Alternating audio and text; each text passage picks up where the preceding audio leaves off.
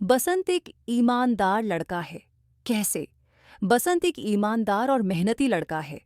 वह छलनी, बटन और दियासलाई बेचकर अपना और अपने भाई का पेट भरता है। बिना कुछ खरीदे दिए गए पैसों को वह भीख समझता है। मोटर दुर्घटना में घायल होने पर भी अपने भाई के हाथों पंडित राजकिशोर जी के बचे हुए पैसे लौटाता है। जब पंडित राजकिशोर उसे अस्पताल ले जाना चाहते हैं, तब मैं गरीब हूं कहता है। इन सारी बातों से हमें पता चलता है कि वह एक ईमानदार लड़का है।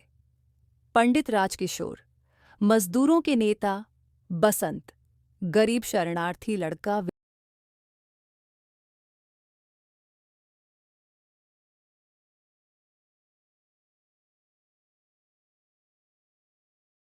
बसंत दो पैसे लेने से क्यों इनकार करता है? बसंत एक ईमानदार और मेहनती लड़का है। वह छलनी, बटन और दियासलाई बेचकर अपना और अपने भाई का पेट भरता है। पंडित राजकिशोर उससे कुछ खरीदे बिना ही उस पर दया खाकर उसे दो पैसे दे रहे थे, जिसे वह भीख समझता है। इसलिए वह उनके दो पैसे लेने से इनकार कर देता है। बसंत नोट भुनाकर वापस क्यों नहीं लौटा? बसंत जब नोट भुनाकर लौट रहा था, तब वह एक मोटर के नीचे आ गया। मोटर उसके ऊपर से निकल गई। उसका सामान, पैसे सब बिखर गए। उसके दोनों पैर कुचले गए। वह बेहोश हो गया था। इसलिए वह वापस नहीं लौटा।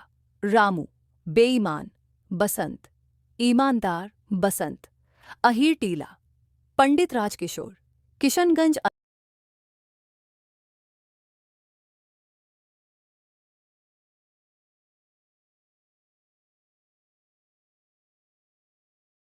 अब्दुल कलाम का बचपन बहुत ही निश्चिंतता और सादगी में बीतने का कारण लिखिए।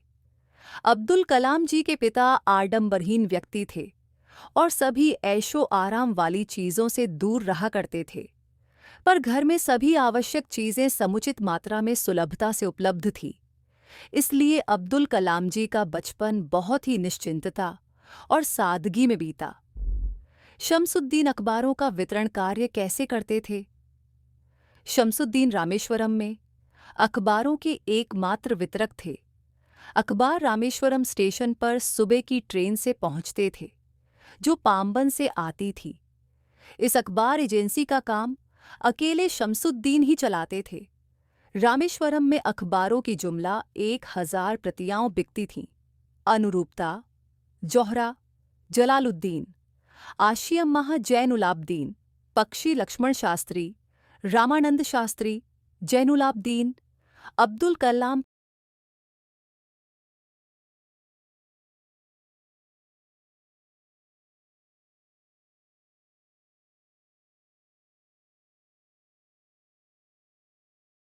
अहमद जलालुद्दीन का परिचय दीजिए। अहमद जलालुद्दीन एक स्थानीय ठेकेदार थे। उन्होंने कलाम के पिता के साथ समुद्र तट पर लकड़ी की नौकाएं बनाने का काम शुरू किया। उनकी शादी कलाम जी की बड़ी बहन जोहरा के साथ हो गई थी। वे उनके इलाके में अंग्रेजी पढ़ लिख पाने वाले एकमात्र व्यक्ति थे। उनके बराबर शिक्षा का स्तर किसी का भी नहीं था और न ही किसी को उनके बराबर बाहरी दुनिया के बारे में पता था। उन्होंने ही कलाम जी को सीमित दायरे से बाहर निकालकर नई दुनिया का बोध कराया। अब्दुल कलाम की बचपन में किस घर में रहते थे? अब्दुल कलाम जी बचपन में अपने पुश्तैनी घर में रहते थे। बचपन में मेरे 3 पक्के दोस्त थे।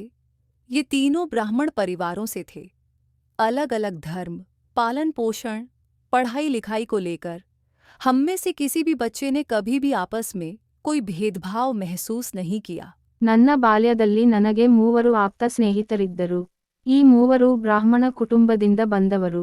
ಬೇರೆ ಬೇರೆ ಧರ್ಮ, ಪಾಲನೆ ಪೋಷಣೆ, ಶಿಕ್ಷಣದ ಬಗ್ಗೆ ನಮ್ಮಲ್ಲಿ ಯಾವ ಮಕ್ಕಳು ಯಾವುದೇ ತಾರತಮ್ಯವನ್ನು ಅನುಭವಿಸಿಲ್ಲ. आशियम्मा अब्दुल कलाम जी को खाने में क्या क्या देती थीं? आशियम्मा कलाम जी के सामने केले का पत्ता बिछाती, फिर उस पर चावल एवं सुगंधित स्वादिष्ट सांबार डालती। साथ में घर का बना अचार और नारियल की ताज़ी चटनी भी डालती थी। जैनुलाब्दीन अब्दुल कलाम जी के पिता थे। वे आडंबरहीन व्यक्ति थे। अनावश्यक एवं ऐशो आराम वाली चीजों से दूर रहा करते थे। उनकी कोई औपचारिक शिक्षा नहीं हुई थी, न ही वे कोई धनी व्यक्ति थे, फिर भी वे बुद्धिमान थे और उनमें उदारता की सच्ची भावना थी। पिताजी की दिनचर्या पौ फटने के पहले ही सुबह 4 बजे नमाज पढ़ने के साथ शुरू हो जाती थी। नमाज के बाद वह हमारे नारियल के बाग जाया करते। बाग घर से करीब 4 मील दूर था। ಬೆಳಗಿನ ಜಾವ 4 ಗಂಟೆಗೆ ನಮಾಜ್ ಮಾಡುವುದರೊಂದಿಗೆ ತಂದೆಯ ದಿನಚರಿ ಪ್ರಾರಂಭವಾಗುತ್ತಿತ್ತು. ನಮಾಜಿನ ನಂತರ ಅವರು ನಮ್ಮ ತೆಂಗಿನ ತೋಟಕ್ಕೆ ಹೋಗುತ್ತಿದ್ದರು. ತೋಟವು ಮನೆಯಿಂದ ಸುಮಾರು 4 ಮೈಲಿ ದೂರದಲ್ಲಿತ್ತು. जैनुलाब्दीन नमाज के बारे में क्या कहते थे? जैनुलाब्दीन नमाज के बारे में कहते थे कि जब तुम नमाज पढ़ते हो तो तुम अपने शरीर से इतर ब्रह्मांड का एक हिस्सा बन जाते हो, जिसमें दौलत, आयु, जाति या धर्म पंथ का कोई भेदभाव नहीं होता।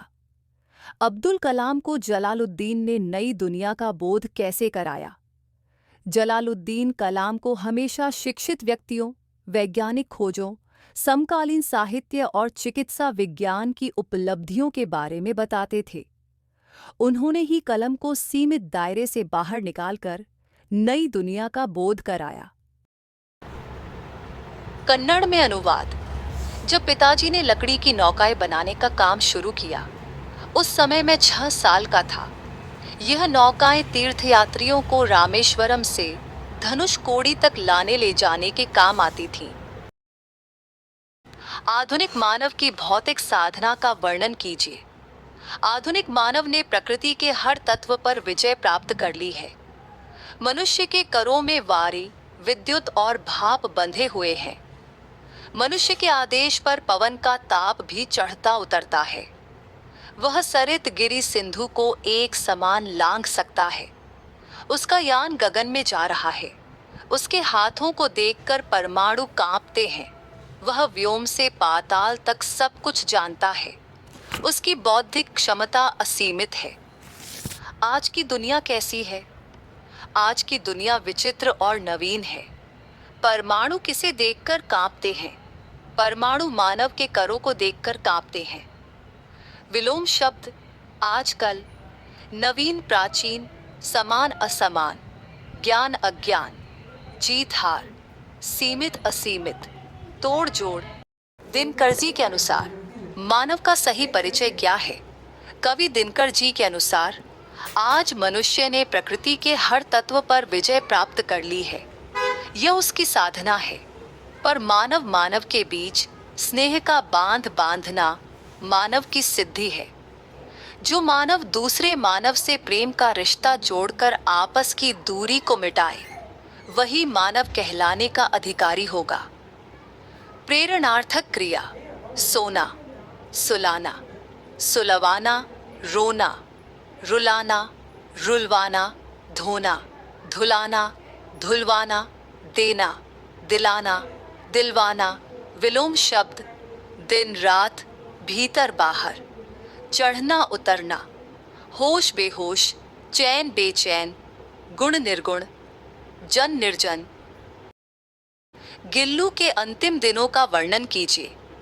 गिलहरियों की जीवन अवधि 2 वर्ष से अधिक नहीं होती, अतः गिल्लू की जीवन यात्रा का अंत आ ही गया। दिन भर गिल्लू ने न कुछ खाया न बाहर गया।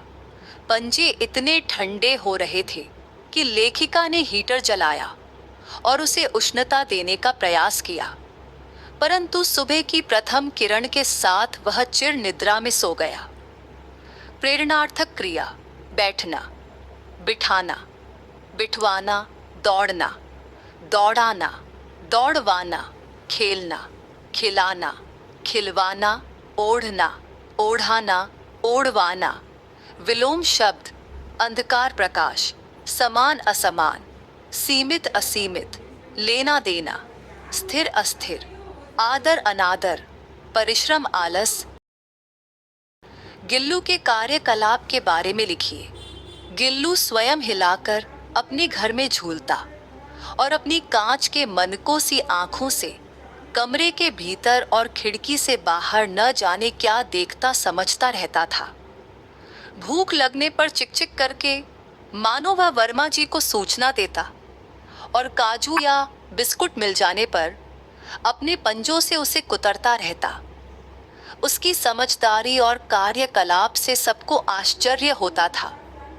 वर्मा जी को चौंकाने के लिए गिल्लू कभी फूलदान के फूलों में छिप जाता, कभी पर्दे की चुन्नट में और कभी सोनजूही की पत्तियों में छिप जाता था। लेखिका का ध्यान आकर्षित करने के लिए गिल्लू उनके पैर तक आकर सर्र से पर्दे पर चढ़ जाता और फिर उसी तेजी से उतरता। उसका यह दौड़ने का क्रम तब तक चलता जब तक लेखिका उसे उठा न ले। लेखिका के थाली के पास बैठकर बड़ी सफाई से एक एक चावल उठा के खाता रहता। लेखिका के अस्वस्थता में सिरहाने बैठकर अपने नन्हे नन्हे पंजों से उनके सिर और बालों को हौले हौले से सहलाता रहता। इनमें से कोई भी 4 अंश लिखिए, अन्य वचन रूप, किताब किताबें, नौका नौकाएं, व्यवस्था व्यवस्थाएं, माता माताएं, गमला गमले, घोंसला घोंसले, लिफाफा लिफाफे। गिल्लू के प्रति महादेवी वर्मा जी की ममता का वर्णन कीजिए। लेखिका घायल गिल्लू के प्राण बचाती है, फूल रखने की डलिया से उसका घोंसला बनाती है, उसे खाने के लिए काजू और बिस्कुट देती है, अपनी थाली के पास बिठाकर बड़ी सफाई से एक एक चावल उठाकर खाना सिखाती है। घर में बहुत सारे पशु पक्षी होने के बावजूद गिल्लू से एक खास लगाव रखती है।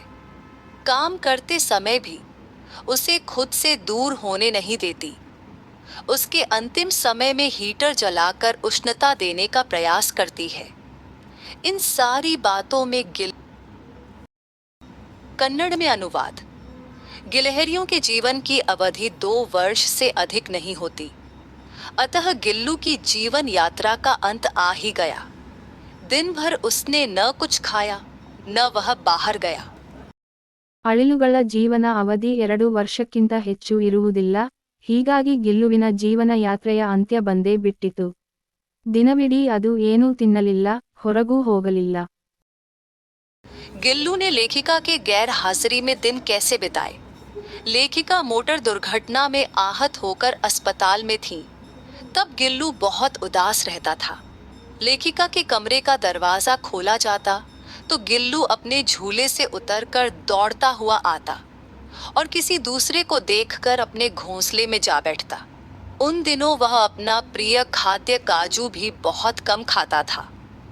गिलहरी का लघुगात किसके भीतर बंद रहता था? गिलहरी का लघुगात लिफाफे के भीतर बंद रहता था। कन्नड़ में अनुवाद। गर्मियों में जब मैं दोपहर में काम करती रहती तो गिल्लू न बाहर जाता, न अपने झूले में बैठता, वह मेरे पास रखी सुराही पर लेट जाता था। ಬೇಸಿಗೆ ಮಧ್ಯಾಹ್ನದಲ್ಲಿ ನಾನು ಕೆಲಸ ಮಾಡುವಾಗ ಗಿಲ್ಲು ಹೊರಗೂ ಹೋಗುತ್ತಿರಲಿಲ್ಲ, ತನ್ನ ಗೂಡಿನಲ್ಲಿಯೂ ಕುಳಿತುಕೊಳ್ಳುತ್ತಿರಲಿಲ್ಲ. ಅದು ನನ್ನ ಹತ್ತಿರ ಇಟ್ಟಿರುವ ಹೂಜಿಯ ಮೇಲೆ ಮಲಗುತ್ತಿತ್ತು. लेखिका ने गिल्लू के प्राण कैसे बचाए? लेखिका ने गिल्लू को हौले से उठाकर अपने कमरे में लाई, रुई से रक्त पोंछकर घावों पर पेंसिलिन का मरहम लगाया। कई घंटों के उपचार के उपरांत उसके मुंह में एक बूंद पानी टपकाया जा सका। इस तरह लेखिका ने गिल्लू के प्राण बचाए। लेखिका को चौंकाने के लिए गिल्लू कहां कहां छिप जाता था। लेखिका को चौंकाने के लिए गिल्लू कभी फूलदान के फूलों में छिप जाता, कभी पर्दे की चुन्नट में और कभी सोनजूही की पत्तियों में छिप जाता था। गिलहरी का बच्चा कहाँ गिर पड़ा था? गिलहरी का बच्चा गमले और दीवार की संधि में गिर पड़ा था। गिलहरी का प्रिय खाद्य क्या था? गिलहरी का प्रिय खाद्य काजू था। कन्नड़ में अनुवाद। गिलहरियों की जीवन अवधि 2 वर्ष से अधिक नहीं होती, अतः गिल्लुविन के जीवन यात्रा का अंत आ ही गया। दिन भर उसने न कुछ खाया, न वह बाहर गया। ಅಳಿಲುಗಳ ಜೀವನ ಅವಧಿ 2 ವರ್ಷಕ್ಕಿಂತ ಹೆಚ್ಚು ಇರುವುದಿಲ್ಲ, ಹೀಗಾಗಿ ಗಿಲ್ಲುವಿನ ಜೀವನ ಯಾತ್ರೆಯ ಅಂತ್ಯ ಬಂದೇ ಬಿಟ್ಟಿತು. ದಿನವಿಡೀ ಅದು ಏನೂ ತಿನ್ನಲಿಲ್ಲ, ಹೊರಗೂ ಹೋಗಲಿಲ್ಲ. प्रेमचंद जी ने खरीदारी के बारे में क्या चेतावनी दी है? लेखक प्रेमचंद जी कश्मीरी सेब पाठ के माध्यम से अपना अनुभव बताते हुए पाठकों को चेतावनी देते हैं कि अगर खरीदारी करते समय सावधानी नहीं बरते तो धोखा खाने की संभावना होती है। स्वाद में सेब किससे बढ़कर नहीं है, स्वाद में सेब आम से बढ़कर नहीं है। कन्नड़ में अनुवाद। दुकानदार ने कहा, बाबूजी बड़े मजेदार सेब आए हैं, खास कश्मीर के, आप ले जाएं, खाकर तबीयत खुश हो जाएगी। ಅಂಗಡಿಯವನು ಹೇಳಿದನು, ಸಾಹೇಬ್ರೆ, ಬಹಳ ಒಳ್ಳೆಯ ಸೇಬು ಹಣ್ಣುಗಳು ಬಂದಿವೆ, ವಿಶೇಷ ಕಾಶ್ಮೀರದಿಂದ. ನೀವು ತೆಗೆದುಕೊಂಡು ಹೋಗಿ ತಿಂದರೆ ನಿಮ್ಮ ಮನಸ್ಸಿಗೆ ಖುಷಿಯಾಗುತ್ತದೆ. आजकल शिक्षित समाज में किसके बारे में विचार किया जाता है? आजकल शिक्षित समाज में विटामिन और प्रोटीन के बारे में विचार किया जाता है। दुकानदार ने लेखक से क्या कहा? दुकानदार ने लेखक से कहा, बाबूजी बड़े मजेदार सेब आए हैं, खास कश्मीर के, आप ले जाएं, खाकर तबीयत खुश हो जाएगी। लेखक का जी क्यों ललचा उठा? एक दुकान पर बहुत अच्छे रंगदार गुलाबी सेब देखकर लेखक का जी ललचा उठा। कन्नड़ में अनुवाद। गाजर भी पहले गरीबों के पेट भरने की चीज थी।